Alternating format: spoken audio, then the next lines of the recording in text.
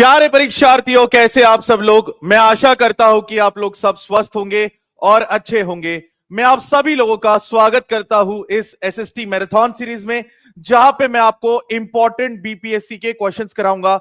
ये questions pick point questions है, यानी कि ये क्वेश्चन आपकी एग्जाम में आने की संभावना बहुत ज्यादा है। तो एक एक करके इन सवालों को कर लेंगे। क्या सब लोग रेडी है? एक बार मुझे बता देंगे कि सर हम सब रेडी है। क्या सब लोग एक्साइटेड है?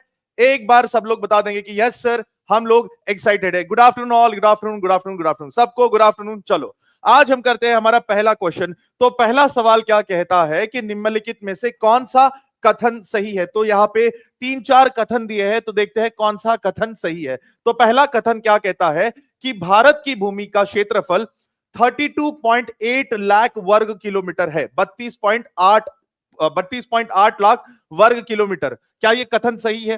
दूसरा कथन यह कहता है कि भारत की स्थलीय सीमा 15,200 किलोमीटर है। क्या यह कथन सही है?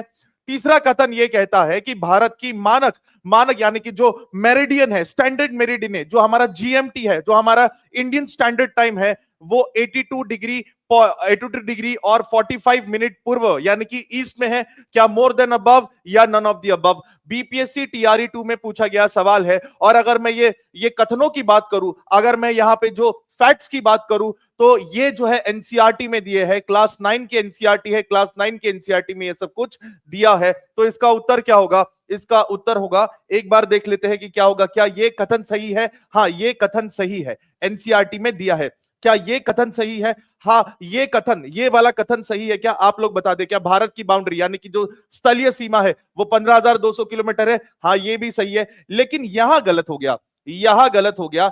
82.5 डिग्री है, यानी कि 82.30 है। ये ईस्ट में नहीं है। ये क्या? ये ईस्ट में है, ठीक है। तो ये गलत हो जाएगा। 30 है, ये क्या है? ये 30 है। तो ये गलत हो गया, ये गलत हो गया। तो उत्तर क्या होगा? उत्तर जो होगा आपका मोर देन 1 अबव होगा। मोर देन 1 अबव आपका उत्तर होगा। चलो अगला सवाल, अगला सवाल, अगला सवाल। अगले सवाल पर जाने से पहले थोड़े से हम लोग बेसिक्स कर लेते हैं। ये आपके एनसीईआरटी में दिया है, हो सकता है अगली बार इसमें से सवाल आ जाए, हो सकता है इसमें से अगली बार सवाल आ जाए। तो भौगोलिक क्षेत्रफल कितना है? 32.8 लाख वर्ग किलोमीटर भारत का है। उसके बाद में भारत की स्थलीय सीमा कितना है? 15,200 किलोमीटर। उसमें अगर मैं समुद्र की तट की बात करूं तो वो है 7,516.6 किलोमीटर। यहां तक आपको समझ में आ गया। अब कश्मीर से कन्याकुमारी तक, कश्मीर से कन्याकुमारी तक उत्तर और दक्षिण में भारत कितना बड़ा है? 3,200 किलोमीटर। और अगर मैं अरुणाचल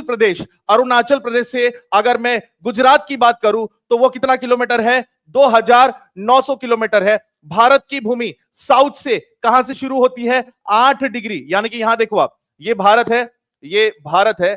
तो यहां से कहां से शुरू होती है भारत? 8 डिग्री, 8 डिग्री और यहां पे 4 मिनट, 8 डिग्री 4 मिनट से भारत की भूमि शुरू होती है और खत्म कहां होती है? 37 डिग्री 6 मिनट। तो यहां पे मान लेते हैं जम्मू कश्मीर है, तो यहां पे 37 डिग्री और 6 मिनट में खत्म होती है। अगर मैं देशांतर की बात करूं तो देशांतर शुरू कहां होता है? 68 डिग्री पे। यहां देख लेंगे सब लोग, देशांतर शुरू कहां होता है? 68 डिग्री और 7 मिनट पे। और खत्म कहां होता है? 97 डिग्री और 25 मिनट पे खत्म होता है।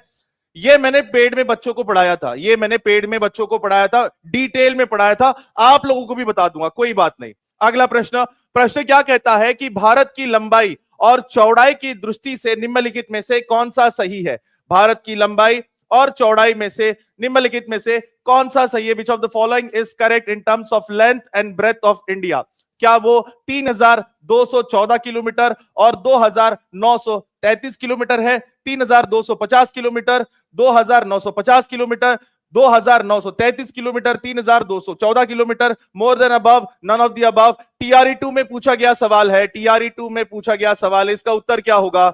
बहुत सारे लोग कहते हैं कि सर ए इसका उत्तर होगा, तो ए इसका उत्तर होगा। सही उत्तर क्या होगा? ए इसका उत्तर होगा। और ये एनसीईआरटी से पूछा गया सवाल है, एनसीईआरटी से पूछा गया सवाल है। एनसीईआरटी कक्षा 9 और चैप्टर जो है पहला चैप्टर जो है, उस चैप्टर में से सवाल पूछा गया है। इसका मतलब एनसीईआरटी बहुत इंपॉर्टेंट है। अगर आपको अपना सिलेक्शन करवाना है अगर आप सभी को अपना सिलेक्शन करवाना है तो ये सुनिश्चित करिए कि आप एनसीईआरटी पढ़े, स्पेशली एनसीईआरटी, छठी क्लास की एनसीईआरटी, 7वीं क्लास की एनसीईआरटी, 8वीं क्लास की एनसीईआरटी, 9वीं क्लास की एनसीईआरटी बहुत इंपॉर्टेंट है, ठीक है। उसके बाद में चलो, उसके बाद में तीसरा प्रश्न आता है। तीसरा प्रश्न क्या कहता है कि मालाबार तट से संबंधित निम्नलिखित में से कौन सा कथन सही है। तो मालाबार तट की बात की जा रही है, कोरमंडल तट की बात नहीं हो रही है, मालाबार की हो रही है, ठीक है। बीपीएससी टीआरई 2 में पूछा गया सवाल है, ठीक है। तो पहला कथन क्या कहता है कि भारत के पूर्वी तट के किनारे एक संकीर्ण मैदान पट्टी है। तो क्या है, मालाबार क्या है, एक पट्टी है। चलो, दूसरा, गोवा के दक्षिण में पश्चिम तटीय पट्टी है, यह दूसरा कथन है। तीसरा कथन क्या कहता है कि मालाबार तट का अधिकांश भाग केरला के राज्य में स्थित है। More than above, none of the above, इसका उत्तर क्या होगा। More than above, none of the above, इसका उत्तर क्या होगा। इसका उत्तर क्या होगा, इसका उत्तर क्या होगा, बताए इसका उत्तर क्या होगा। इसका उत्तर क्या होगा। बहुत सारे लोग कह रहे हैं कि सर बी होगा, बहुत सारे लोग कह रहे हैं कि बी होगा, बहुत सारे लोग कह रहे हैं कि सी होगा। ना ही इसका आंसर बी होगा, ना ही इसका आंसर सी होगा। इसका आंसर क्या होगा, इसका आंसर क्या होगा, जल्दी बताए कमेंट्स में। इसका आंसर जो होगा वो मोर देन वन अबव होगा। इसका आंसर क्या होगा, मोर देन वन अबव होगा। समझ में आया कि नहीं आया। अब यहां देखो, अब बताओ जो मालाबार है क्या वो ईस्ट में है, मुझे बताओ, आप लोग कमेंट्स में लिख के बताओ। क्या मालाबार जो है वो पूर्व में है, आप लोग कमेंट्स में लिख के बताओ। क्या मालाबार पूर्व में है, पूर्व में है क्या मालाबार। अगर मालाबार पूर्व में है तो ये गलत होगा, ये गलत होगा। क्या ये सही है, क्या ये सही है, हाँ ये सही है। क्या ये भी सही है, हाँ ये भी सही है। तो इसका उत्तर क्या होगा, इसका उत्तर जो होगा वो डी होगा। इसका उत्तर क्या होगा, मोर देन वन अबव। ये कौन सी एनसीईआरटी से सवाल पूछा गया है, कक्षा 9वीं के एनसीईआरटी से पूछा गया सवाल है। कक्षा 9वीं के एनसीईआरटी से पूछा गया सवाल है, बहुत इंपॉर्टेंट है। आपको बार बार कह रहा हूं मैं कि एनसीईआरटी, अगर आपको बीपीएससी टीआरई क्लियर करना है तो आपको एनसीईआरटी पढ़ना ही होगा। एनसीईआरटी में हर एक जो लाइन है बहुत इंपॉर्टेंट है, वहां से सवाल पूछे जाने की संभावना 100% है, ठीक है। चलो अगला सवाल, अगला सवाल क्या कहता है, सवाल नंबर 14, दक्षिण भारत की नदियों से संबंधित निम्नलिखित में से कौन सा कथन सही है। तो नर्मदा के बारे में पूछा है कि नर्मदा नदी सतपुड़ा पर्वतमाला के दक्षिण में बहती है, क्या यह कथन सही है। उसके बाद में अगर आप देखोगे दूसरा कथन क्या कहता है कि तापी नदी सतपुड़ा पर्वतमाला के दक्षिण से बह रही है, क्या यह कथन सही है। नर्मदा हो गया, विंध्या हो गया और सतपुड़ा पर्वतमाला के बीच से गुजर रही है। More than above, none of the above, ये पूछा गया है, आपके टीआरई 2 में पूछा गया सवाल है। टीआरई 2 में पूछा गया सवाल है, कौन सा कथन सही है, कौन सा कथन सही। क्या पहला कथन सही है, क्या पहला कथन सही है, दूसरा कथन सही है, क्या तीनों कथन सही है। More than above, none of the above, इसका उत्तर क्या होगा, इसका उत्तर क्या होगा। इसका उत्तर जो होगा वो होगा more then one above. D इसका उत्तर होगा, डी इसका उत्तर होगा, डी इसका उत्तर होगा। कितने लोगों का डी उत्तर आया, कितने लोगों का डी उत्तर आया, हाथ ऊपर कर लेंगे। कितने लोगों का डी उत्तर आया, कितने लोगों का डी उत्तर आया। बहुत सारे लोग सी कह रहे हैं कि वो गलत है, सी गलत है। डी इसका सही आंसर होगा, डी इसका सही आंसर होगा। कितने लोगों का डी आया। चलो आगे बढ़े, आगे बढ़ते हैं। पांचवा, निम्नलिखित में से कौन सा ब्रह्मपुत्र नदी का सबसे बड़ा निवासित नदी द्वीप है।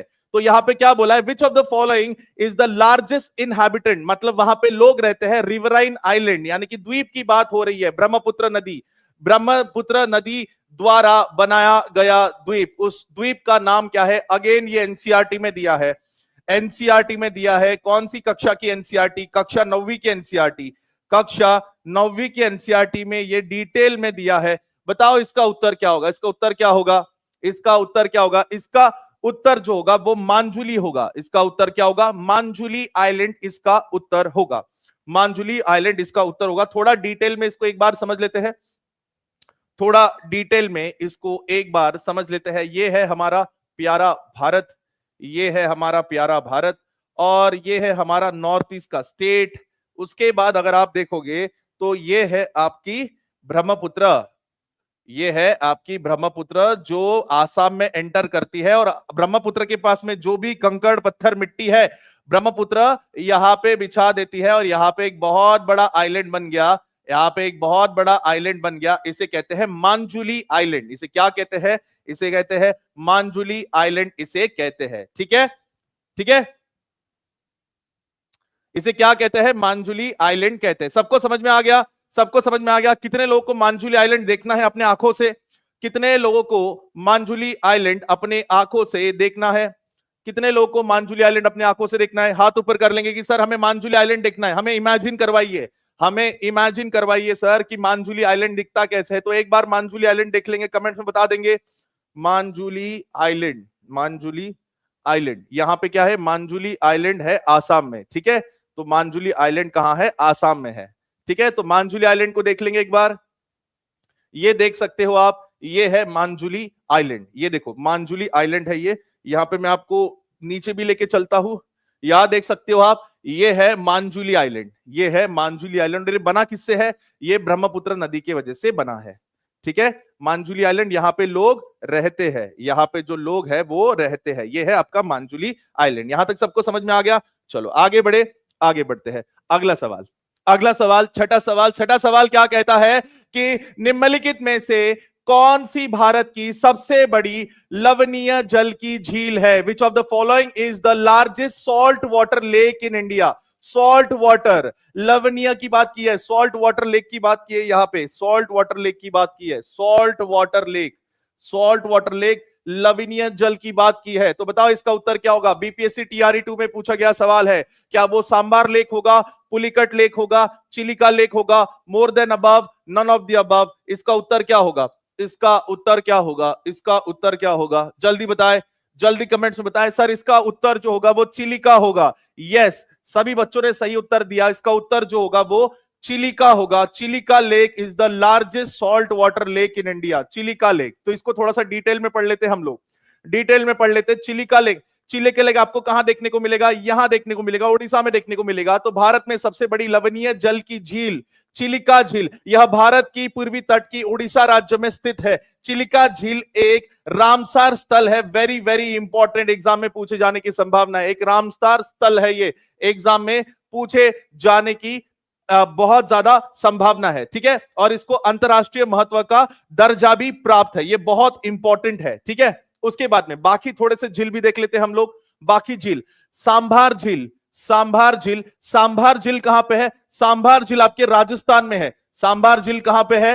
राजस्थान में है। सांभार झील पश्चिम भारत के राजस्थान राज्य में स्थित है। यह भारत की सबसे बड़ी लावणीय झील है। माने ये क्या है? अंतरदेशीय, अंतरदेशीय लावणीय झील है ये बहुत इंपॉर्टेंट है, ये बहुत इंपॉर्टेंट है। और आकार के मामले में यह झील चिलिका झील से छोटी है। अब आते हैं पुलिकट, ये देख सकते हो बे ऑफ बंगाल, बंगाल की खाड़ी। तो बंगाल की खाड़ी से यहां से आता है खारा पानी, यहां से आता है खारा पानी। तो पुलिकट झील जो है वह दक्षिण भारत की तमिलनाडु में स्थित है। कहां स्थित है? तमिलनाडु में स्थित है, बहुत इंपॉर्टेंट है। यह है आपका सांभार लेक। अगली बार हो सकता है सांभार लेक से सवाल आ जाए, अगली बार हो सकता है कि जो आपका पुलिकट झील है वहां से सवाल आ जाए। बहुत बहुत इंपॉर्टेंट है, ठीक है। चलो अगला सवाल, अगला सवाल प्रश्न क्रमांक 7वां, प्रश्न क्रमांक 7वां, प्रश्न क्रमांक 7वां क्या कहता है? सुंदरबन से सवाल आया है और यह बीपीएससी टीआरई 2.0 में पूछा गया सवाल है। सवाल यह कहता है कि सुंदरबन के संबंध निम्नलिखित में से कौन सा कथन सही है? तो सुंदरबन के बारे में कुछ कथन दिए हैं, तो कौन सा कथन सही है देखते हैं। यह विश्व का सबसे बड़ा डेल्टा है। क्या सुंदरबन डेल्टा विश्व का सबसे बड़ा डेल्टा है? हाँ या ना, कमेंट्स में लिख के बताएं। दूसरा, इसका नाम सुंदरी पेड़ के नाम से लिया गया है। क्या यह कथन सही है? हाँ या ना, कमेंट्स में लिख के बताएं। और यह रॉयल बंगाल टाइगर का घर है, ये रॉयल बंगाल टाइगर का घर है। क्या तीनों कथन सही है? क्या दो कथन सही है या पहला कथन सही है? सब लोगों ने कहा सर डी इसका सही उत्तर होगा। जी हाँ, डी इसका सही उत्तर होगा, सारे कथन ही सही है। तो एक बार हम लोग क्या कर लेते हैं, हम लोग देख लेते हैं कि जो आपका सुंदरबन डेल्टा है, सुंदरबन डेल्टा है, डेल्टा दिखता कैसे है। तो सुंदरबन डेल्टा, सुंदरबन डेल्टा हम लोग एक बार देख लेते हैं। सुंदरबन डेल्टा, सुंदरबन डेल्टा को एक बार हम लोग देखते हैं, क्योंकि इमेजिन करवाना बहुत इंपॉर्टेंट है, बिना इमेजिनेशन के समझ में नहीं आएगा। तो आप देख सकते हो यहां पे ये है सुंदरबन डेल्टा, ये है सुंदरबन डेल्टा। और सुंदरबन नेशनल पार्क भी आपको यही देखने को मिलेगा, सुंदरबन नेशनल पार्क भी आपको यही देखने को मिलेगा। इसका नाम सुंदरी ट्री के ऊपर पड़ा है, देख सकते हो आप, यहां देखो, देख सकते हो, ये है पूरा जंगल ही आपको दिखाई देगा। यहां देखो आप, पूरा जंगल ही जंगल आपको दिखाई पड़ेगा, ये देख सकते हो आप, पूरा जंगल जंगल, ये सुंदरबन डेल्टा है। और अगर आप उसको अंतरिक्ष से देखोगे, अगर आप उसको अंतरिक्ष से देखोगे तो कुछ ऐसा दिखाई देगा, कुछ ऐसा दिखाई देगा आपका सुंदरबन डेल्टा। आगे बढ़े, चलो अगले सवाल पे चलते हैं। अगला सवाल प्रश्न क्रमांक 8वां, प्रश्न क्रमांक 8वां। तो प्रश्न क्रमांक 8वां बीपीएससी टीआरई 2 में पूछा गया सवाल है। सवाल क्या कहता है? जलप्रपात के ऊपर एक सवाल है, यानी कि वाटरफॉल के ऊपर एक सवाल है।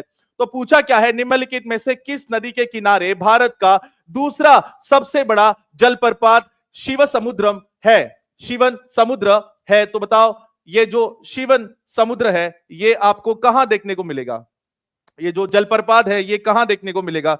भारत का दूसरा सबसे बड़ा जलप्रपात शिवन समुद्रम कहां देखने को मिलेगा? क्या वो आपको कावेरी नदी के ऊपर देखने को मिलेगा? क्या वो कृष्ण रिवर के ऊपर देखने को मिलेगा? क्या वो महानंदी रिवर के ऊपर देखने को मिलेगा? मोर देन अबव या नन ऑफ द अबव? इसका उत्तर क्या होगा? इसका उत्तर क्या होगा? जो इसका उत्तर होगा वो होगा ए। बहुत सारे लोग कह रहे हैं कि सर इसका उत्तर ए होगा।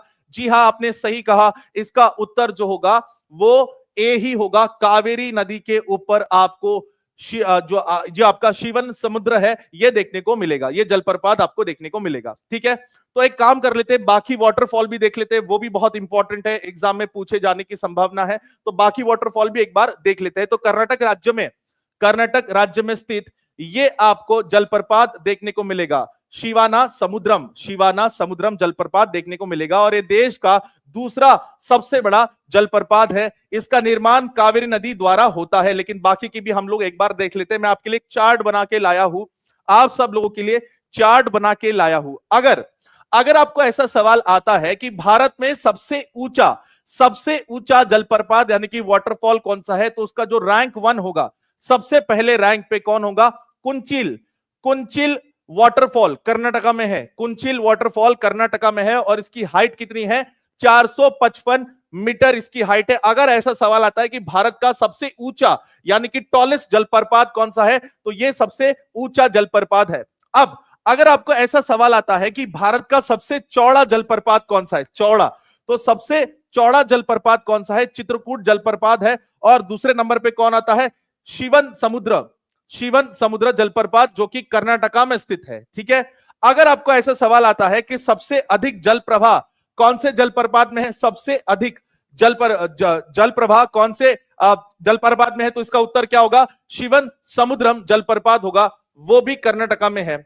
अगर आपको ऐसा सवाल आता है कि सबसे प्रसिद्ध अगर जलप्रपात कोई है, तो सबसे प्रसिद्ध जलप्रपात है जोग जलप्रपात, जो कि कहां पे है? कर्नाटका में है। ठीक है, अगर आपको ऐसा सवाल आता है कि सबसे प्रसिद्ध मोस्ट फेमस अगर कोई वाटरफॉल है, तो वो क्या है? जोग वाटरफॉल है। ठीक है, समझ में आया? सबको समझ में आया? चलो आगे चलते हैं। अगला सवाल, यह सवाल मैंने खुद से बनाया है, यह किसी एग्जाम में आया नहीं है। मुझे लगता है कि आने वाले एग्जाम में यह सवाल बहुत इंपॉर्टेंट है। सवाल क्या कहता है कि भारत का सबसे ऊंचा झरना कौन सा है? वाटरफॉल, यहां पे वाटरफॉल की बात हो रही है। सबसे ऊंचा बोला है, ऊंचा। भारत का सबसे ऊंचा जलप्रपात कौन सा है? क्या वो एंजल फॉल्स है, उसके बाद कुंचिल फॉल्स है, उसके बाद में जोग फॉल्स है, या फिर वंतबग फॉल्स है? बताओ इसका उत्तर क्या होगा? इसका उत्तर जो होगा, अभी तो बताया थोड़ी देर पहले, कुंचिकल फॉल्स इसका उत्तर होगा। कुंचिकल फॉल्स इसका उत्तर होगा। ए इसका कुंचिकल फॉल्स इसका उत्तर होगा। बी इसका सही उत्तर होगा। कुंचिकल फॉल्स आपको कहां देखने को मिलेगा? कर्नाटका में देखने को मिलेगा। कहां देखने को मिलेगा? कर्नाटका में देखने को मिलेगा। और ये कौन से नदी से बनता है? ये वराही नदी से बनता है। ये भारत का सबसे ऊंचा झरना है। फिर आते हैं जोग फॉल्स की तरफ। जोग फॉल्स कहां है? कर्नाटका में है। और ये कहां देखने को मिलेगा आपको? शरावती नदी पे देखने को मिलेगा, बहुत इंपॉर्टेंट है। और एंजल फॉल्स जब हम वर्ल्ड ज्योग्राफी पढ़ते हैं तो हम एंजल फॉल्स भी उसमें पढ़ते हैं। एंजल फॉल्स कहां देखने को मिलेगा? वेनेजुला में देखने को मिलेगा। और वेनेजुला कौन सा देश है? ये उत्तरी अमेरिका का देश है कि दक्षिणी अमेरिका का देश है? ये एक दक्षिणी अमेरिका का देश है। आगे बढ़ते हैं। कोरिलिस बल से पूछा गया सवाल है। बीपीएससी टीआरई 2.0 में पूछा गया सवाल है। अब कोरिलियस बल आपको कहां देखने को मिलेगा? 11वीं की एनसीईआरटी में, एनसीईआरटी 11वीं की एनसीईआरटी में देखने को मिलेगा। कोरिलियस बल आपको डिटेल में वहां देखने को मिलेगा, ठीक है। उसके बाद में कक्षा 9वीं का जो एनसीईआरटी है, कक्षा 9वीं की जो एनसीईआरटी, उसमें जो चौथा चैप्टर है, जो चौथा चैप्टर है, उस चौथे चैप्टर में भी आपको कोरिलियस बल के बारे में थोड़ा बहुत दिया होगा, लेकिन डिटेल में 11वीं की एनसीईआरटी में ही दिया है। तो पूछा है कोरिलियस बल से संबंधित निम्नलिखित में से कौन सा कथन सही है? उसकी जो उत्पत्ता होती है वो पृथ्वी के घूर्णन के कारण होती है। हाँ, जो आपका कोरिलियस बल है ये ओरिजिन क्यों होता है, ये उत्पन्न क्यों होता है? ये उत्पन्न पृथ्वी के घूर्णन के कारण होता है, ये कथन सही है। दूसरा क्या बोला है? यह उत्तरी गोलार्ध में पवनों को दाई और दक्षिणी गोलार्ध में बाई और इसको डिफ्लेक्ट करता है। क्या इसको सही में डिफ्लेक्ट करता है? क्या यहां पे क्या है कि it is responsible for deflection of wind towards right in the northern direction and towards the left in the southern direction. ये कथन भी सही है। उसके बाद इसकी उत्पत्तिता वायु के तापमान एवं दाब के परिवर्तन के कारण होती है, ये गलत है, ये गलत है, ये कथन सही गलत है। तो उत्तर क्या होगा? डी इसका सही उत्तर होगा। डी जो होगा इसका सही उत्तर होगा, ठीक है। चलो, कितने लोगों का डी आया? कितने लोगों का डी आया? एक बार हाथ ऊपर कर लेंगे। सर डी आया, शोभा कुमारी जी का सही उत्तर आया। उसके बाद में कितने? रिया सिंह जी का सही उत्तर आया। उसके बाद में सपना जी का सही उत्तर आया, खुशबू जी का सही उत्तर आया, उषा जी का सही उत्तर आया। वेरी गुड, सभी को very very good. BPSC TRE 2 में पूछा गया सवाल है। इसका मतलब छठी से 9वीं की एनसीईआरटी हमारे लिए इंपॉर्टेंट तो है, छठी से 9वीं की एनसीईआरटी हमारे लिए इंपॉर्टेंट है, लेकिन कक्षा 11वीं की जो एनसीईआरटी है, जो कक्षा 11वीं की एनसीईआरटी है फिजिकल ज्योग्राफी वाली, वो एनसीईआरटी भी हमारे लिए बहुत इंपॉर्टेंट है। वो एनसीईआरटी भी हमारे लिए बहुत इंपॉर्टेंट है, क्योंकि इक्का दुक्का सवाल जो है 11वीं की एनसीईआरटी से भी पूछा जाता है, जहां पे डिटेल कॉन्सेप्ट्स आपको बताने पड़ते हैं, ठीक है। अगला सवाल, विश्व में सर्वाधिक वर्षा वाला स्थल कौन सा है? विश्व में सर्वाधिक वाला स्थान मौसिन राम किस राज्य में है? बताओ, मौसिन राम जो है वो कौन से राज्य में है? क्या वो असम में है? क्या वो मेघालय में है? क्या वो केरला में है? क्या more than above? None of the above. BPSC TRE 2 में पूछा गया सवाल है। और फिर से मैं कहना चाहता हूं कि ये एनसीईआरटी से सवाल पूछा गया है। एनसीईआरटी कौन सी? कक्षा 9वीं। कक्षा 9वीं की एनसीईआरटी बहुत इंपॉर्टेंट है। जो लोग टीजीटी की प्रिपरेशन कर रहे हैं, पीआरटी की प्रिपरेशन कर रहे हैं, उनके लिए कक्षा 9वीं की एनसीईआरटी बहुत इंपॉर्टेंट है। तो इसका उत्तर क्या होगा? इसका उत्तर जो होगा वो मेघालय होगा। इसका उत्तर जो होगा वो मेघालय होगा। अब मेघालय क्यों होगा, इसको थोड़ा सा डिटेल में देख लेते हैं। यहां देखो, अब अगर आप भारत को ध्यान से देखो, अगर आप भारत को ध्यान से देखो, तो ये हमारा भारत है, ये हमारा भारत है। ध्यान से समझो। अभी तुम्हें मौसिन राम के बारे में सवाल पूछा, अगली बार किसी और रीजन के बारे में सवाल पूछ सकते हैं। तो इसको ध्यान से देखो, ये कॉन्सेप्ट बहुत इंपॉर्टेंट है। अब यहां देखो, ये क्या है? ये आपका इक्वेटर है। ये क्या है? ये आपका इक्वेटर है। और ये क्या है? ये आपकी मॉनसून धाराएं है। ये है आपकी मॉनसून धाराएं जो पृथ्वी के ऊपर प्रकट होने वाली है। अब क्या होगा जब ये मॉनसून धाराएं पहाड़ों से टकराती है, जो वेस्टर्न घाट की पहाड़ियां है उससे टकराती है, तो सबसे ज्यादा वर्षा कहां होगी? सबसे ज्यादा वर्षा वेस्टर्न घाट में ही होगी। सबसे ज्यादा वर्षा जो होगी वो वेस्टर्न घाट में होगी। अब एक मॉनसून की जो ब्रांच है वो कहां निकलती है? इधर साइड निकलती है। और यहां पे कौन सी ये है पहाड़ियां है? घारो, खासी, जयंतिया। घारो, खासी, जयंतिया से जब ये मॉनसून की धाराएं टकराती है तो इस वाले क्षेत्र में सबसे ज्यादा वर्षा होती है। कितनी वर्षा होती है? 200 मिलीमीटर, यानी कि 200 मिलीमीटर वर्षा होती है, ठीक है। अब मेरा एक सवाल है, यहां पे अगर सबसे अधिक वर्षा होगी, अगर यहां पे सबसे अधिक वर्षा होगी, तो आप मुझे बताइए कि ट्रॉपिकल एवरग्रीन फॉरेस्ट, यानी कि साल भर जो हरे भरे फॉरेस्ट यानी कि हरे भरे जंगल होते हैं, वो कहां पाए जाएंगे? वो नॉर्थ ईस्ट में पाए जाएंगे और वेस्टर्न घाट में पाए जाएंगे। साल भर जो हरे भरे जंगल होंगे वो कहां पाए जाएंगे? सर यहां पाए जाएंगे और यहां पाए जाएंगे। तो इसलिए कहता हूं कि मॉनसून को याद कर लीजिए, मॉनसून बहुत इंपॉर्टेंट है। चलो मॉनसून में एक और कॉन्सेप्ट आपको सिखा देता हूं, ये है अरावली। ये क्या है? अरावली है। ये क्या है? ये अरावली है। अब यहां देखो, होता यह है कि जब मॉनसून की धाराएं अरावली से पैरेलल होके गुजरती है, देखो इधर अरावली है, इधर मानसून की धाराएं है। होता यह है कि इसके पिछू वाले साइड में, इसके पिछू वाले साइड में बारिश नहीं हो पाती। इसीलिए अगर आप देखोगे थार का जो रेगिस्तान है, थार का जो मरुस्थल है, वो यही आपको दिखाई देगा, क्योंकि मानसून धाराएं यहां तक पहुंच नहीं पाती। अरावली उसके आड़े में आ जाती है और अरावली से पैरेलल होकर मानसून धाराएं गुजरती है। यहां तक सबको समझ में आ गया? यहां तक सबको समझ में आ गया? तो यहां तक अगर सबको समझ में आ गया तो चलो मोहसिन राम की एक बार सैर करके आते हैं। मोहसिन राम दिखता कैसे उसको एक बार देख के आते हैं कि मोहसिन राम दिखता कैसे है, ये भी तो इंपॉर्टेंट है। मोहसिन राम कैसे दिखता है ये भी बहुत इंपॉर्टेंट है। इसको मोहसिन राम को एक बार देख लेते हैं हम लोग। चेरापूंजी मोहसिन राम, ठीक है, चेरापूंजी और मोहसिन राम। चेरापूंजी और मोहसिन राम को एक बार देख लेते हैं, ठीक है। चेरापूंजी और मोहसिन राम को एक बार देख लेते हैं, ठीक है।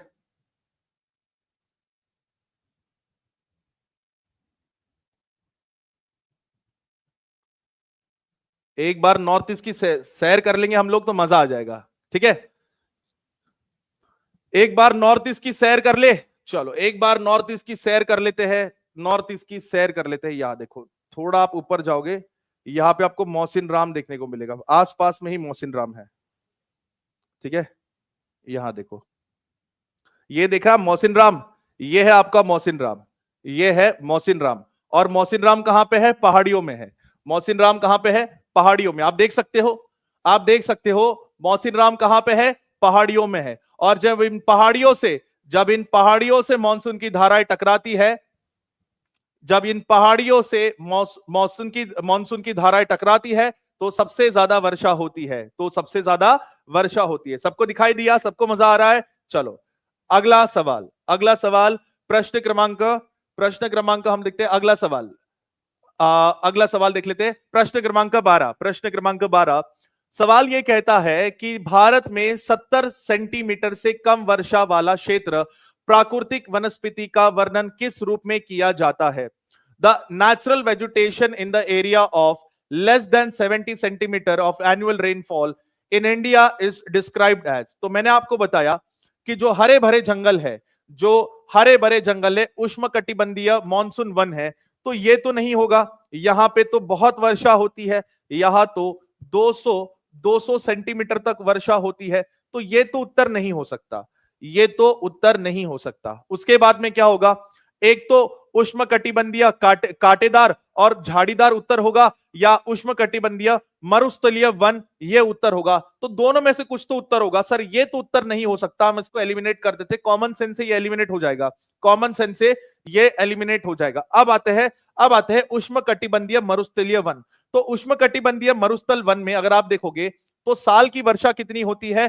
30 सेंटीमीटर होती है, 30 सेंटीमीटर, 20 सेंटीमीटर ऐसी वर्षा होती है। तो ये भी इसका उत्तर नहीं होगा। तो उस उत्तर क्या होगा? उष्णकटिबंधीय कांटेदार वन और झाड़ियां इसका उत्तर होगा।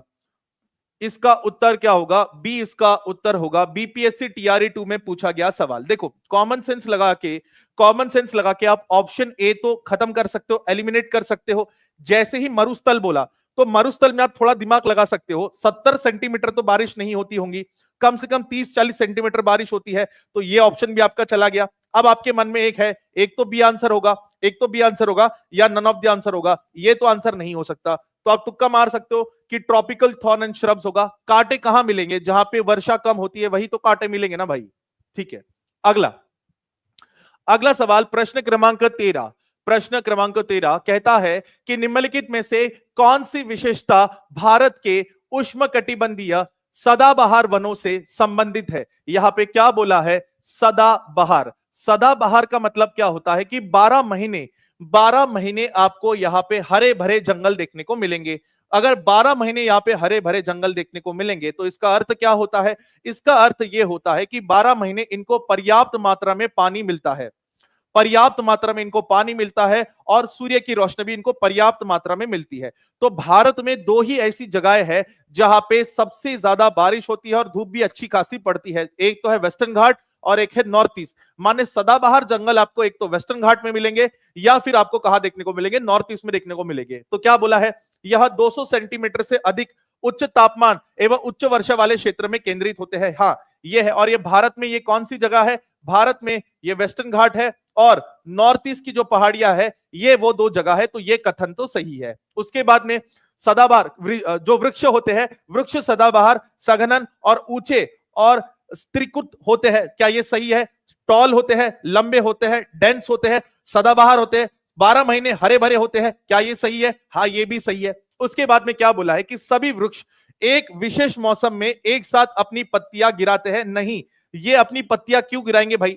ये अपनी पत्तियां क्यों गिराएंगे? अगर इनको 12 महीने पानी मिल रहा है तो ये पत्तियां क्यों गिराएंगे? तो इसका सही उत्तर क्या होगा? डी इसका सही उत्तर होगा। बीपीएससी टीआरई 2 में पूछा गया सवाल है। कक्षा 9वीं की एनसीईआरटी, कक्षा 9वीं की एनसीईआरटी लगभग 5वां चैप्टर है, शायद से 5वां चैप्टर है, 5वां या 6ठा चैप्टर है, 5वें या 6ठे चैप्टर से पूछा गया सवाल है। ठीक है, चलो आगे बढ़ते हैं। अगला सवाल, प्रश्न क्रमांक चौथा, प्रश्न क्रमांक चौथा, कक्षा 10वीं की एनसीईआरटी, कक्षा 10वीं की एनसीईआरटी और उसमें चैप्टर नंबर 1 से पूछा गया सवाल, बीपीएससी टीआरई 2 में पूछा गया सवाल।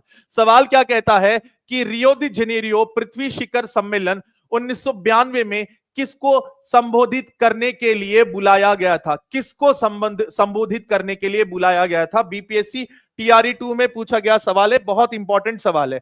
अभी रियो से आपको सवाल आया है, हो सकता है पेरिस क्लाइमेट चेंज से आपको सवाल आ जाए, हो सकता है कि सस्टेनेबल डेवलपमेंट गोल एसडीजी से आपको सवाल आ जाए, बहुत इंपॉर्टेंट है। तो पहला देखते हैं, पर्यावरण संरक्षण की अत्यावश्यक समस्याएं को उसका निर्धार करने के लिए, उसका सोल्यूशन निकालने के लिए बुलाया गया था। यस, ये इसका सही उत्तर है। वैश्विक स्तर पर सामाजिक और आर्थिक विकास करना है, क्या इसके लिए बुलाया था? हाँ, ये भी सही उत्तर है। उसके बाद में विकसित विश्व का राजनीतिक संकट, यहां पे राजनीति की बात नहीं हुई थी, यहां पे राजनीति की कोई भी बात नहीं हुई थी। इसका उत्तर क्या होगा? इसका उत्तर जो होगा वो डी होगा। इसका उत्तर क्या होगा? इसका उत्तर जो होगा वो डी होगा, मोर देन अबव होगा। आप एनसीईआरटी खोल के देखिए, जब आप एनसीईआरटी खोल के देखेंगे तो ये दोनों शब्द आपको देखने को मिलेंगे। पर्यावरण को आपको संरक्षित करना है और तथा सामाजिक और आर्थिक विकास भी करना है पूरी दुनिया का, तो ये दोनों चीजें आपको देखने को मिलेगी। मुझे ऐसा लगता है कि आने वाले टीआरई में वो एसडीजी से सवाल पूछ सकते हैं, एसडीजी से सवाल पूछ सकते हैं कि पहला गोल क्या है, दूसरा गोल क्या है, तीसरा गोल क्या है, चौथा गोल क्या है, पांचवा गोल क्या है, छठवां गोल क्या है। सवाल पूछे जा सकते हैं आपको एसडीजी से, बहुत बहुत इंपॉर्टेंट है 14वां प्रश्न। यानी कि हमें 10वीं की एनसीईआरटी को स्किप नहीं करना है। 10वीं की एनसीईआरटी भी हमारे लिए बहुत बहुत इंपॉर्टेंट है। कक्षा 10वीं की एनसीईआरटी भी हमारे लिए बहुत इंपॉर्टेंट है। 9वीं की इंपॉर्टेंट तो है ही है, लेकिन कक्षा 10वीं की एनसीईआरटी भी हमारे लिए बहुत इंपॉर्टेंट है। ठीक है, वेरी गुड वेरी गुड, निभा ठाकुर ने सही बोला, environmental protection and socio economic development. उसके बाद निम्नलिखित में से कौन सा नवकरणीयों का संसाधन नहीं है? Which of the following is not a renewable resource? इसको रीन्यू नहीं कर सकते, इसको रिन्यू नहीं कर सकते। नवीकरणीय संसाधन नहीं है, नवीकरणीय संसाधन नहीं है। क्या मृदा इसका उत्तर होगा? क्या पवन इसका उत्तर होगा? क्या कृषि इसकी उत्तर होगा? More than above, none of the above. BPSC TRE 2 में पूछा गया सवाल है, बीपीएससी टीआरई 2 में पूछा गया सवाल है, इसका उत्तर क्या होगा? आप मुझे एक बात बताओ, कृषि क्या कोई एक संसाधन है? नहीं, कृषि एक संसाधन नहीं है। ये मानव द्वारा एक गतिविधि है, मानव द्वारा एक प्राथमिक गतिविधि है, तो ये कोई संसाधन नहीं है। अब आते हैं मृदा की तरफ, यानी कि सॉइल की तरफ। क्या सॉइल को हम वापस से बना सकते हैं? बना सकते हैं, लेकिन इसको 1000-2000 साल तो लग जाएंगे। ऐसा तो नहीं है कि हम इसको बना नहीं सकते, वापस से नवीकरण नहीं हो सकता है, लेकिन हाँ साल बहुत लग जाएंगे। ठीक है, तो चलो इसको डाउट में रखते हैं। अब आते हैं पवनों की तरफ, यानी कि पवन जो है, क्या हम उसको वापस से बना सकते हैं? क्या हम इसको वापस से बना सकते हैं? वापस से बना सकते हैं, नवीकरणीय है, हाँ है, ये बना सकते हैं, कोई इश्यू नहीं है। पवन खत्म तो नहीं होने वाली इस पृथ्वी के ऊपर से, आप कितनी भी बार सांस ले लो, कितनी भी बार छोड़ दो, तो ये तो खत्म नहीं होने वाला। मृदा भी बन सकती है, नॉन रिन्यूएबल है नहीं, बन सकती है। नवीकरणीय है, तो ये भी इसका उत्तर नहीं होगा। उत्तर क्या होगा? क्या नहीं है बोला है, तो ई इसका सही उत्तर होगा। ई इसका सही उत्तर होगा, ई इसका सही उत्तर होगा। लेकिन अगर आपने मृदा का ख्याल नहीं रखा, तो हजारों करोड़ों साल लग जाएंगे मृदा बनने के लिए।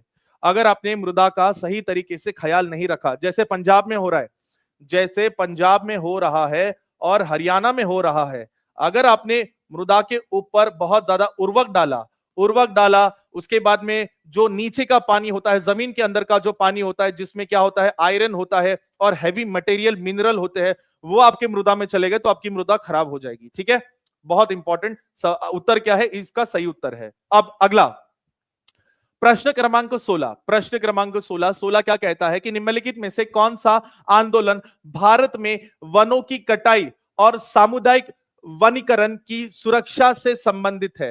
तो इसका उत्तर क्या होगा? Which of the following movement is related to the protection of deforestation and community afforestation in India? क्या बीच बचाओ आंदोलन है? थोड़ा सा दिमाग लगाओ, झाड़ों को काटा जा रहा है तो इसमें बीज कहां से आ जाएगा?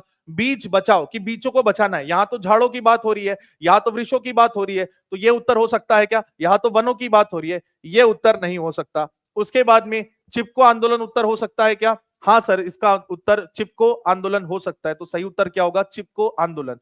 चिपको आंदोलन आपको कमेंट्स में लिख के ये बताना है कि चिपको आंदोलन कौन से स्टेट में हुआ था, कौन सा वो स्टेट था, कौन सा वो स्टेट था जिस स्टेट में चिपको आंदोलन हुआ, कौन सा वो राज्य था जिस राज्य में चिपको आंदोलन हुआ, कौन सा वो राज्य था, कौन सा वो राज्य था? कमेंट्स में लिख के बता दे सब लोग, कौन सा वो राज्य था जिस राज्य में चिपको आंदोलन हुआ, कौन सा था वो, कौन सा उत्तर, कौन सा था, जल्दी बताओ। यूके था, उत्तराखंड, उत्तराखंड, वेरी गुड।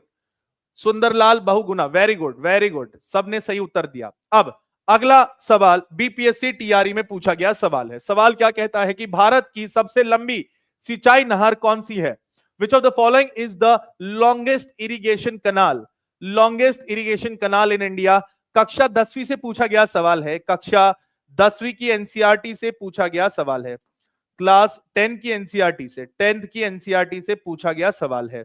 तो बताए क्या यमुना नहर इसका उत्तर होगा, पूर्वी कोसी नहर इसका उत्तर होगा, इंदिरा गांधी नहर इसका उत्तर होगा, more than above, none of the above? तो इसका उत्तर क्या होगा? इसका उत्तर जो होगा वो होगा इंदिरा गांधी कनाल। इसका उत्तर क्या होगा?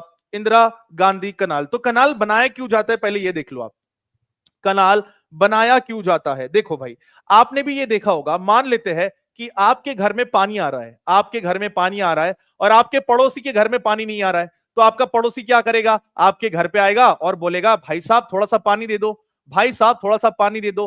तो आप क्या करोगे? भाई साहब थोड़ा सा पानी लेके जाओ। आप बोलोगे कि भैया एक काम करो, आपका पाइप मेरे घर में लेके आओ और आपका पाइप मेरे नल से लेके लगा लो और अपने घर में पानी लेके जाओ। तो भारत में भी तो सेम होता है कि भारत में कुछ क्षेत्र ऐसे हैं जहां पे पानी भर भर के है और भारत में कुछ क्षेत्र ऐसे हैं जहां पे पानी बहुत कम है, उदाहरण के तौर पे राजस्थान।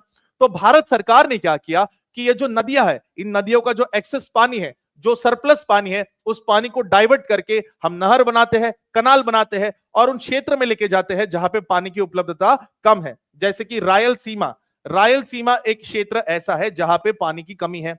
उसके बाद में विदर्भ, विदर्भ एक ऐसा क्षेत्र है जहां पे पानी की कमी है। उसके बाद अगर आप देखोगे तो ये वाला जो क्षेत्र है राजस्थान का, यहां पे अगर आप देखोगे तो पानी की कमी है। तो सरकार क्या करती है? यहां से नहर बनाती है, इंदिरा गांधी कनाल बनाती है, जिसके तहत पानी की उपलब्धता प्राप्त होती है। तो इसको एक बार देख लेते हैं, इसको एक बार देख लेते क्या बोला है कि इंदिरा गांधी नहर भारत की सबसे लंबी सिंचाई नहर है। यह पंजाब के हीरा के बैराज से शुरू होती है और राजस्थान तक जाती है, राजस्थान तक जाती है, क्योंकि राजस्थान में पानी की उपलब्धता बहुत कम है। और ये कितना बड़ा है? 650 किलोमीटर, 650 किलोमीटर अधिक लंबा है। तो यहाँ पे पंजाब में अधिक पानी है, तो पंजाब का पानी डाइवर्ट करके कहां ले जा रहे हैं? पंजाब का पानी डाइवर्ट करके राजस्थान ले जा रहे हैं, पंजाब का पानी डाइवर्ट करके राजस्थान ले जा रहे हैं ताकि यहां पे कृषि हो सके, यहां पे कृषि हो सके। ठीक है, चलो अगला सवाल।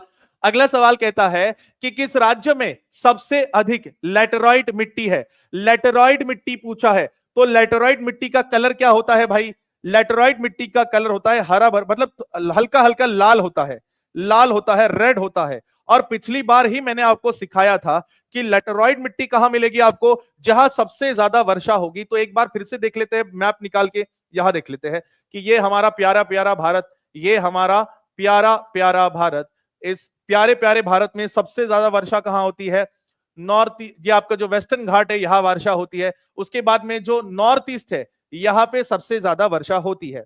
अब वर्षा होती है तो क्या होगा? मान लो कि ये है आपकी जमीन और जमीन के ऊपर ये है आपकी मृदा यानी कि सॉइल। अब इस सॉइल के अंदर क्या होंगे? मिनरल्स होंगे। अब क्या होगा? इसके ऊपर पड़ेगी वर्षा, इसके ऊपर पड़ेगी वर्षा और बहुत भयंकर वर्षा पड़ेगी और बहुत समय तक वर्षा पड़ेगी। अब इससे क्या होगा? अब इससे यह होगा कि इस सॉइल के अंदर जितने भी हल्के न्यूट्रिएंट्स है, वो हल्के न्यूट्रिएंट्स कहां चले जाएंगे? जमीन के अंदर चले जाएंगे, जमीन के अंदर चले जाएंगे। और जो भारी न्यूट्रिएंट्स है, वो भारी न्यूट्रिएंट्स कहां रह जाएंगे? जमीन के ऊपर। और भारी न्यूट्रिएंट कौन सा होता है? आयरन। क्या होता है? आयरन। जब आयरन पानी और हवा के संपर्क में आता है तो कौन सा कलर होता है? जब आयरन के ऊपर रस्टिंग होती है तो कौन सा कलर हो जाएगा? तो लाल कलर हो जाएगा। अब मिट्टी कौन से कलर की हो जाएगी? लाल कलर की मिट्टी हो जाएगी। मिट्टी कौन से कलर की हो जाएगी?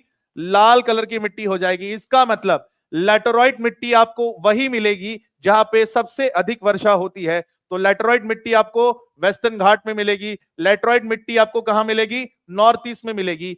इस प्रक्रिया को लीचिंग कहते हैं। इस प्रक्रिया को क्या कहते हैं? लीचिंग कहते हैं। अब बताओ सबसे अधिक वर्षा वाला क्षेत्र कौन सा है? सबसे अधिक वर्षा वाला क्षेत्र कौन सा है? सबसे अधिक वर्षा कहां मिलती है? तो उत्तर क्या होगा? उत्तर जो होगा सर मेघालय होगा, क्योंकि अभी तो बताया आपने गारो, खासी, जैंतिया, ये पहाड़ियां कहां है? मेघालय में। मेघालय में तो क्या होता है? बारिश होती है तो क्या होता है? तो वो वर्षा पड़ती है। फिर क्या होता है? लीचिंग होती है तो क्या होता है? फिर भैया रस्टिंग लग जाती है। तो फिर क्या होगा? लाल कलर की मिट्टी मिलेगी। तो उसको मिट्टी को क्या कहते हैं हम लोग? लैटेराइट मिट्टी कहते हैं। इसे क्या कहते हैं? लैटेराइट मिट्टी। रट्टा नहीं मारना है छात्रों, बच्चों, रट्टा नहीं मारना है, कॉमन सेंस लगाना है। कॉमन सेंस लगाएंगे तो बहुत सारे प्रश्न हमारे सही हो जाएंगे, लेकिन रट्टा मारेंगे तो हमारे अधिकतम प्रश्न गलत हो जाएंगे। रट्टा किसी भी चीज का सॉल्यूशन नहीं होता, कॉमन सेंस किसी भी चीज का सॉल्यूशन होता है। जो आप मेहनत करते हो, जो कॉन्सेप्ट पढ़ते हो, और टीचिंग परीक्षा में मैं बार बार कहता हूं कि ज्योग्राफी पढ़ाई नहीं जाती, ज्योग्राफी इमेजिन करवाई जाती है, क्योंकि इमेजिन के बिना ज्योग्राफी बहुत बोरिंग है। जब तक आप इमेजिन नहीं करोगे ज्योग्राफी आपको बिल्कुल पसंद नहीं आएगी। ठीक है, चलो अगला प्रश्न कहता है कि भारत में पानी का सर्वाधिक उपयोग किसके लिए किया जाता है? किसके लिए किया जाता है? In India maximum use of water is used for which purpose? क्या हम उद्योग के लिए सबसे ज्यादा पानी इस्तेमाल करते हैं? घरेलू यानी घर के यानी कपड़ा धोना हो गया, उसके बाद में बर्तन धोना हो गया, उसके लिए, सिंचाई के लिए, more than above, none of the above. पहले मैं बता दूं ये सवाल आया कहां से? सवाल आया है कक्षा क्लास 10 की एनसीईआरटी से। कक्षा 10वीं की एनसीईआरटी है, मुझे लगता है ये दूसरा चैप्टर है, दूसरे नंबर का चैप्टर है, दूसरा या तीसरा चैप्टर है, दोनों में से एक होगा। दूसरा या तीसरा चैप्टर है, दोनों में से एक होगा। यहां से सवाल पूछा गया है, जल संसाधन से सब पूछा गया सवाल है। इसका उत्तर क्या होगा? सिंचाई के लिए भारत सबसे अधिक पानी का इस्तेमाल करता है। ठीक है, बीपीएससी टीआरई 3 में पूछा गया सवाल है। इसका मतलब अगर टीआरई 3 में कक्षा 10वीं की एनसीईआरटी से सवाल पूछा जा रहा है तो आप लोग कमेंट्स में लिख के बताएं, क्या टीआरई 4 में कक्षा 10वीं की एनसीईआरटी से सवाल नहीं पूछेंगे? आप लोग कमेंट्स में लिख के बताएं कि अगर टीआरई 3 में कक्षा 10वीं की एनसीईआरटी से सवाल पूछा जा रहा है तो क्या टीआरई 4 में कक्षा 10वीं की एनसीईआरटी से पूछा नहीं जाएगा? सवाल पूछा जाएगा ना। ठीक है, चलो अगला सवाल आता है साइक्लोन से। अगला सवाल किससे आता है? साइक्लोन से। उष्णकटिबंधीय चक्रवात बनने के लिए न्यूनतम समुद्री सतह पर तापमान कितना होना चाहिए? यह कक्षा 11वीं की एनसीईआरटी से पूछा गया सवाल है। यह मैंने क्यों लिया? यूपीएससी 2022 में पूछा गया सवाल है, क्योंकि मैं पेट के बच्चों को ना सिर्फ बीपीएससी के क्वेश्चन करवाता हूं, लेकिन यूपीएससी के लेवल के भी क्वेश्चन करवाता हूं। क्योंकि अगर आप यूपीएससी के लेवल के प्रश्न सॉल्व कर सकते हो तो आप किसी भी लेवल के प्रश्न सॉल्व कर सकते हो। अगर आप यहां देखोगे तो कक्षा 11वीं की जो एनसीईआरटी है, उस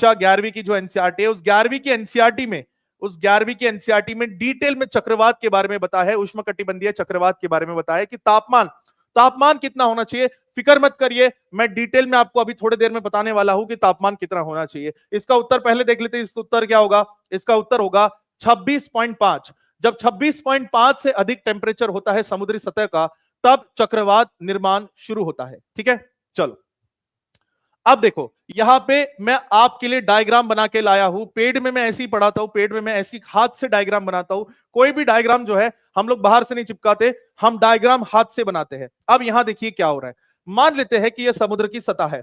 समुद्र की सतह पे टेम्परेचर कितना है 26.5 डिग्री से ज्यादा है, 27 मान लो 28 मान लो, तो क्या होगा यहां पे एक लो प्रेशर क्रिएट हो जाएगा। क्या हो जाएगा यहां पे निम्न दबाव वाला एक रीजन या क्षेत्र तैयार हो जाएगा। अब क्या होगा आसपास से हवाएं आएगी और हवाएं कहां जाएगी ऊपर जाएगी, कहा जाएगी ऊपर जाएगी, और ऊपर जाने के बाद में बादल बनाएगी, ऊपर जाने के बाद में बादल बनाएगी, ऊपर जाने के बाद में बादल बनाएगी। तो यहां पे क्या हो रहा है ऊपर जा रहे बादल, बादल बना रहे, ऊपर हवा जा रही है ठंडी हो रही है, बादल बना रहे। जब हवा ऊपर जा रही है तो यहां पे संघनन की प्रक्रिया हो रही है और इसमें से एक गुप्त ऊष्मा निकलती है, इसे लेटेंट हीट हम कहते हैं। अब लेटेंट हीट की वजह से क्या होता है यह क्षेत्र और गर्म हो जाता है, यह क्षेत्र और गर्म हो जाता है। जब यह क्षेत्र और गर्म हो जाता है तो क्या होता है, जब यह क्षेत्र और गर्म होता है तो और हवाएं आती है, और गर्म हवाएं आती है, और गर्म हवाएं ऊपर जाती है और साइक्लोन और बड़ा बड़ा होते जाता है। अब क्या होता है यह हवाएं जो है इधर आती है, यह हवाएं नीचे जाती है और फिर यह हवाएं गर्म क्षेत्र की तरफ जाती है, फिर यह ऊपर जाती है, फिर ऐसी जाती है, फिर नीचे आएगी, फिर यह गर्म क्षेत्र की तरफ जाएंगे, यहां पे गर्म होगी, यहां पे गुप्त ऊष्मा निकलेगी और यह क्षेत्र गर्म होगा और ऐसे साइक्लोन चलता है, और ऐसे साइक्लोन चलता है, और ऐसा साइक्लोन बड़ा बड़ा साइक्लोन होते रहता है, बड़ा बड़ा साइक्लोन होता है। अब यहां पे देखो ये जो शांत केंद्र है, ये जो शांत केंद्र है जो आप देख पा रहे हो, इस शांत केंद्र को कहते हैं आई ऑफ साइक्लोन। इसे क्या कहते हैं शांत केंद्र को कहते हैं आंख, साइक्लोन की आंख कहते हैं। इसे क्या कहते हैं साइक्लोन की आंख कहते हैं। इसे क्या कहते हैं इसे कहते हैं साइक्लोन वॉल कहते हैं, इसे आई वॉल कहते हैं। इसे क्या कहते हैं इसे आई वॉल कहते हैं। और इसे क्या कहते हैं क्यूमुलोनिम्बस बादल कहते हैं। इसे क्या कहते हैं क्यूमुलोनिम्बस बादल कहते हैं। ये बहुत डिटेल में मैंने पढ़ाया था। इसे क्या कहते हैं क्यूमुलोनिम्बस बादल कहते हैं, बहुत डिटेल में मैंने पढ़ाया था। ठीक है चलो अब मुझे बताओ निम्नलिखित में से कौन सा देश बंगाल की खाड़ी में उत्पादित उष्णकटिबंधीय चक्रवात से अक्सर प्रभावित होता है। निम्नलिखित में से वो कौन सा देश है जब बंगाल की खाड़ी में चक्रवात आता है, तो जब बंगाल की खाड़ी में सबसे ज्यादा चक्रवात आता है तो उस क्षेत्र में सबसे या उस देश में सबसे ज्यादा प्रभाव पड़ता है। चक्रवात का प्रभाव इन देशों में से सबसे ज्यादा किस देशों पर पड़ता है, एमपीपीएससी में पूछा गया सवाल है। एमपीपीएससी में पूछा गया सवाल, इसका उत्तर क्या होगा, इसका सही उत्तर जो होगा वो होगा बांग्लादेश, वो होगा बांग्लादेश। इसको थोड़ा सा समझ लेते हैं डिटेल में, इसको थोड़ा सा डिटेल में हम लोग समझ लेते हैं। आप बोलोगे सर आप क्या बार बार मैप निकालते रहते हो, क्या करें मैप के बिना मजा नहीं आता। जो आप मैप नहीं निकाल सकते तो ज्योग्राफी कैसे समझोगे। अब एक साइंस का टीचर पकड़ लो, अगर साइंस का टीचर साइंस की डायग्राम्स नहीं बनाएगा तो मजा आएगा क्या। वैसे ही ज्योग्राफी का टीचर अगर मैप ना बनाए तो मजा आएगा क्या, नहीं मजा आएगा सर। अब यहां देखो ये है बंगाल की खाड़ी और ये है बांग्लादेश। तो अक्सर आपने देखा होगा बंगाल की खाड़ी में चक्रवात आता है, बंगाल की खाड़ी में चक्रवात आता है। और जब बंगाल की खाड़ी में चक्रवात आता है तो भारत में उड़ीसा हो गया, आंध्र प्रदेश हो गया, इसके ऊपर इसका सबसे अधिक असर पड़ता है। लेकिन जो बांग्लादेश है, बांग्लादेश पर भी इसका बहुत भयंकर असर पड़ता है और बांग्लादेश में हर साल तबाही आती है, बांग्लादेश में हर साल तबाही आती है। अब होता क्या है देखो, जब चक्रवात इस वाले क्षेत्र में आता है तो हवाएं कैसी बहती है, ऐसी बहती है। अब आप मुझे बताओ अगर हवाएं ऐसी बह रही है तो मुझे बताओ ये चक्रवात भारत की तटों की तरफ आ रहा है। अब यहां देखो, ये है अरेबियन सी में जो चक्रवात आते हैं, जब ये हवाएं इनको ऐसा धक्का मारती है तो ये इधर चले जाते हैं। ये कहां चले जाते हैं, इधर चले जाते हैं। इसी कारण अगर आप देखोगे तो भारत का जो वेस्टर्न कोस्ट है यहां पे कोई चक्रवात नहीं आता। लेकिन अगर आप ये वाला कोस्ट देखोगे, ईस्टर्न कोस्ट देखोगे, आंध्र प्रदेश हो गया, उड़ीसा हो गया, बंगाल हो गया, इस वाले क्षेत्र में आपको चक्रवात देखने को मिलेंगे, उष्णकटिबंधीय चक्रवात देखने को मिलेंगे। ठीक है समझ में आया। Yes Subhash Kumar Thakur you are very very right. शीतोष्ण कटिबंधीय चक्रवात वाताग्रह से उत्पन्न होते हैं। Very very good Subhash, very very good. ठीक है सही बोला आपने। ठीक है अब 67th बीपीएससी में पूछा गया सवाल है, उष्णकटिबंधीय चक्रवात के केंद्र में स्थित एक शांत क्षेत्र क्या होता है। ये जो शांत क्षेत्र आप देख रहे हो, ये जो शांत क्षेत्र आप देख रहे हो, इस शांत क्षेत्र को क्या कहते हैं, इस शांत क्षेत्र को क्या कहते हैं, इस शांत क्षेत्र को क्या कहते हैं। क्या इसे फनल कहते हैं, क्या इसे कोर कहते हैं, इसे आई कहते हैं, या इसे आंख की दीवार कहते हैं, आई बॉल कहते हैं। इसका उत्तर क्या होगा, इसका उत्तर जो होगा वो आई होगा। इसका उत्तर क्या होगा, इसका उत्तर जो होगा वो आई होगा। ठीक है चलो क्या हम 2000 लाइक का टारगेट पूरा कर सकते हैं? सब लोग हाथ ऊपर करके बता देंगे क्या हम 2000 लाइक का टारगेट पूरा कर सकते हैं? क्या आप सब लोग सेशन को लाइक कर सकते हो? अगर आपको सेशन पसंद आ रहा है तो प्लीज एक बार सेशन को लाइक करें और हो सके तो अपने दोस्तों के साथ शेयर करें। हाल फिलहाल में हमें 1800 लोग देख रहे हैं, क्या 200 लोग और हमें ज्वाइन कर सकते हैं बच्चों? क्या 200 लोग और हमें ज्वाइन कर सकते हैं? अगर 200 लोग अगर हमें और ज्वाइन करेंगे तो आपके लिए एक मैराथन सीरीज लेके आऊंगा, जिस मैराथन सीरीज में मैं आपको डिटेल में बाकी एग्जाम्स के क्वेश्चंस भी करवाऊंगा। अगर आप इस सेशन को 2000 तक पहुंचा देंगे तो आपके लिए एक और स्पेशल सेशन लेके आऊंगा। चलो अगला सवाल। अगला सवाल, सवाल यह कहता है कि निम्नलिखित में से कौन सा राज्य भर से सभी घरों के छत पर वर्षा जल संरचना को अनिवार्य बनाने वाला पहला राज्य है? यानी कि वो कौन सा राज्य है जिसकी सरकार ने वहां के लोगों को बोल के रखा है कि जब भी बारिश होगा तो आप अपने छत के ऊपर जो भी पानी होगा उस पानी को बचाएंगे, उस पानी को बचाएंगे। बताओ वो कौन सी सरकार है? वो कौन से स्टेट की सरकार है? Which of the following state is the first to make rooftop rain water harvesting structure compulsory? सारे नागरिकों के लिए कंपलसरी है। जो भी वर्षा होगी जो आपके छतों पे पड़ेगी उस वर्षा को आपको संग्रहित करके रखना पड़ेगा। वो कौन सी सरकार है? क्या वो मेघालय की सरकार है? यहां तो भैया लोग डूब डूब के मर रहे हैं, तो ये तो उत्तर नहीं हो सकता। यहां पे भी लोग डूब डूब के मर रहे हैं, यहां पे लोग सूख सूख के मर रहे हैं। तो इसका उत्तर क्या होगा? इसका उत्तर होगा तमिलनाडु। इसका उत्तर होगा कक्षा 10वीं की एनसीईआरटी। कक्षा 10वीं की एनसीईआरटी से पूछा गया सवाल है। कक्षा 10वीं की एनसीईआरटी से पूछा गया सवाल है। कक्षा 10वीं की एनसीईआरटी से पूछा गया सवाल है। अगर आपको झूठ लग रहा है तो आप क्रॉस वेरीफाई कर सकते हो। कक्षा 10वीं की एनसीईआरटी से पूछा गया सवाल है, बहुत इंपॉर्टेंट है। यानी कि 10वीं की एनसीईआरटी अभी बहुत इंपॉर्टेंट हो चुकी है टीआरई 4 के लिए। टीआरई 4 के लिए कक्षा 10वीं की एनसीईआरटी बहुत इंपॉर्टेंट हो चुकी है, इसको आप निगलेक्ट नहीं कर सकते। अगला सवाल। अगला सवाल, मिश्मी, बरेल और लुशाई क्या है? मिश्मी, बरेल और लुशाई क्या है? क्या ये पहाड़ियां है? क्या ये जनजातियां है? क्या ये नदियां है या और पहाड़ियां? नदियां और पहाड़ियां है? क्या ये जनजातियां है या ये केवल पहाड़ियां है? More than above, none of the above. इसका उत्तर क्या होगा? इसका उत्तर क्या होगा? इसका उत्तर क्या होगा? जल्दी बताएं। क्या ये पहाड़ियां है? क्या ये जनजातियां है? क्या नदियां और पहाड़ियां है? More than above, none of the above. इसका उत्तर क्या होगा? इसका उत्तर जो होगा ये पहाड़ियां है। इसका उत्तर क्या होगा? ये पहाड़ियां है। चलो एक बार इमेजिन करके देखते हैं कि मिश्मी दिखती कैसी है, क्योंकि बिना इमेजिनेशन से ज्योग्राफी किसी काम की नहीं है, किसी काम की नहीं है बिना इमेजिनेशन की। पहले मिश्मी पहाड़ियां देख लेते हैं हम लोग मिश्मी पहाड़ियां देख लेते हैं एक बार। मिश्मी हिल्स को हम एक बार देख लेते हैं, क्योंकि मेरे बच्चों को ज्योग्राफी इमेजिन करवाना इंपॉर्टेंट है। ज्योग्राफी इमेजिन करवाना इंपॉर्टेंट है। तो मिश्मी पहाड़ियां एक बार देख लेते हैं हम लोग। ये है मिश्मी पहाड़ियां, ये है आपकी मिश्मी पहाड़ियां, देख सकते हो आप। ये है मिश्मी पहाड़ियां। अगर आप ऐसा देखना चाहते हो तो देख सकते हो। ये है मिश्मी पहाड़ियां, देख सकते हो। ये है मिश्मी हिल। ठीक है, सबको दिख गया? चलो उसके बाद में हमने क्या देखा? मिश्मी के बाद में लुशाई देखा हमने, लुशाई। ठीक है, उसके बाद में हम देखेंगे लुशाई। ठीक है, लुशाई पहाड़ियां देखेंगे हम लोग। मिजोरम में है, लुशाई पहाड़ियां मिजोरम में है। इसको एक बार देख लेंगे और उसके बाद में हम देखेंगे इसका एक्सप्लेनेशन क्या है। ये लुशाई पहाड़ियां देख सकते हो आप। ये लुशाई की पहाड़ियां है, ये देखो, ये लुशाई की पहाड़ियां है। ठीक है, चलो एक बार इसका उत्तर देख ले।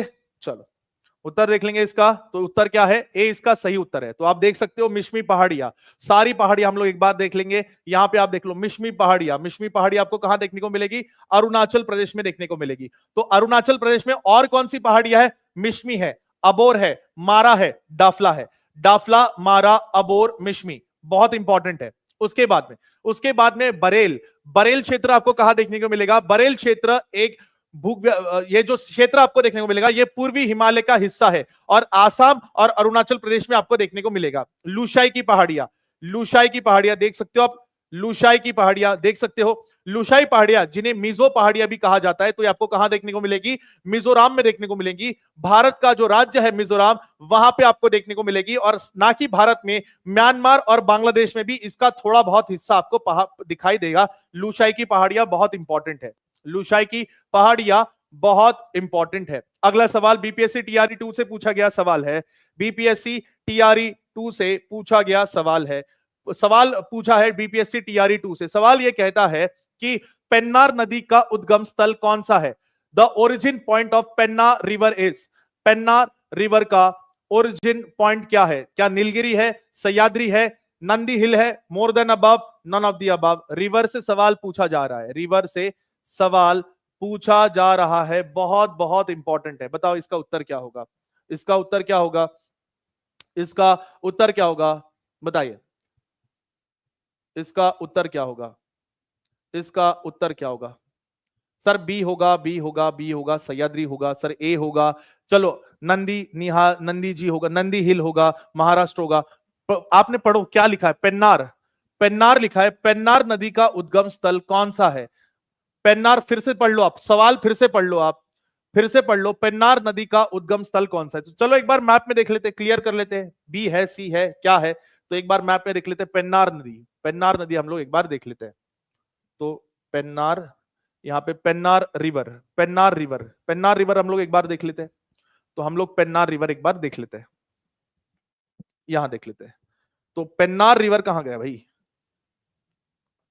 पेन्नार रिवर हमारा इधर, पेन्नार रिवर, ये आ गया हमारा पेन्नार रिवर, पेन्नार रिवर, ये आ गया हमारा पेन्ना रिवर। यहां पे देखो, ये है हमारी पेन्ना रिवर, ये है पेन्ना रिवर, अगर आप इसको देख सकते हो तो, ठीक है। ये है आपकी पेन्ना रिवर, ये है आप पेन्ना रिवर, इसको ध्यान से देखो आप, ये है पेन्ना रिवर आपकी, ठीक है, पेन्ना रिवर। आप देखो, ये अगर आपकी पेन्ना रिवर है तो ये कौन से स्टेट में, इसको एक बार देख लो आप। अगर ये पेन्ना रिवर है तो ये कौन से स्टेट में है? अरे उल्टा हो गया, भारत, भारत उल्टा हो गया। तो यहां देखो आप, ये आपकी पेन्ना रिवर इधर है, ये पेन्ना रिवर इधर है। आप देख लो एक बार, देख सकते हो? ये देखो, देख सकते हो? अब बताओ इसका उत्तर क्या होगा? आप बताओ इसका उत्तर क्या? र नहीं चाहिए यहाँ पे, र नहीं चाहिए, पेन्ना चाहिए, यहाँ पे र नहीं चाहिए। पेन्ना, पेन्ना नदी, पेन्ना नदी। अब बताओ इसका उत्तर क्या होगा? ठीक है, आप बताओ। पेन्नार नहीं है, पेन्ना है, पेन्ना, पेन्नार नहीं है, पेन्ना है, पेन्नार नहीं है, पेन्ना है, पेन्ना, पेन्ना, PENNA, पेन्ना है, पेन्ना है, पेन्नार नहीं है, पेन्नार नहीं है, पेन्नार नहीं है, पेन्ना है। अब इसका उत्तर क्या होगा? इसका उत्तर होगा डी, इसका सही उत्तर होगा, डी इसका सही उत्तर होगा, ठीक है, डी इसका, नंदी हिल कर्नाटका इसका सही उत्तर होगा, ठीक है। चलो, तो हमारे सारे क्वेश्चंस हो गए। तो एक आपके लिए एक बहुत ही खुशखबरी है बेटा, तो आपके लिए एक स्पेशल ऑफर है 68% का, 68% का आज टीचिंग परीक्षा पे एक स्पेशल ऑफर है। रात 12 बजे तक, रात 12 बजे तक आपको यह ऑफर मिलेगा, और आपको कूपन कोड क्या इस्तेमाल करना है? ज्ञान 68 कूपन कोड आपको इस्तेमाल करना है। स्पेशल ऑफर है आपके लिए टीचिंग परीक्षा के ऊपर, ठीक है। चलो, तो मैं आशा करता हूं कि आज का सेशन आपको अच्छा लगा होगा। इसी तरीके से ज्योग्राफी पढ़िए, इमेजिन करके ज्योग्राफी पढ़िए, क्योंकि बिना इमेजिनेशन के आप ज्योग्राफी नहीं समझ सकते। ज्योग्राफी को समझने के लिए इमेजिनेशन बहुत इंपॉर्टेंट है। ज्योग्राफी वरना एक बोरिंग सब्जेक्ट लगता है, क्योंकि ज्योग्राफी एक बोरिंग सब्जेक्ट नहीं है। हमें इमेजिन करके पढ़ना होता है, इमेजिनेशन बहुत इंपॉर्टेंट है। दिखाई देना चाहिए चीजें, जब तक दिखाई नहीं देंगी मजा नहीं आएगा। तो मैं आप लोगों से अलविदा लेता हूं, मिलता हूं आपके अगले लेक्चर में। तब तक अपना ख्याल रखिए, और मैं आपसे आश्वासन देता हूं कि दानिश सर बहुत ही जल्दी आपके सामने उपस्थित होंगे। एक अपडेट देता हूं कि थोड़ी सी चोट आई है उन्हें आंदोलन के दौरान, थोड़ी सी जब घिसा पीटी हुई, जब पुलिस ने उनको पकड़ा तो थोड़ा सा पैर में उनकी मोच आई। तो मैं आपको यह आश्वासन देता हूं कि दानिश सर बहुत ही जल्दी आपके सामने प्रकट होंगे, आपसे बात करेंगे, और जैसे पुराने तरीके से आपसे लेक्चर लेते थे तो वो लेक्चर भी लेंगे, ठीक है। चलो, bye everyone, bye bye, God bless you all.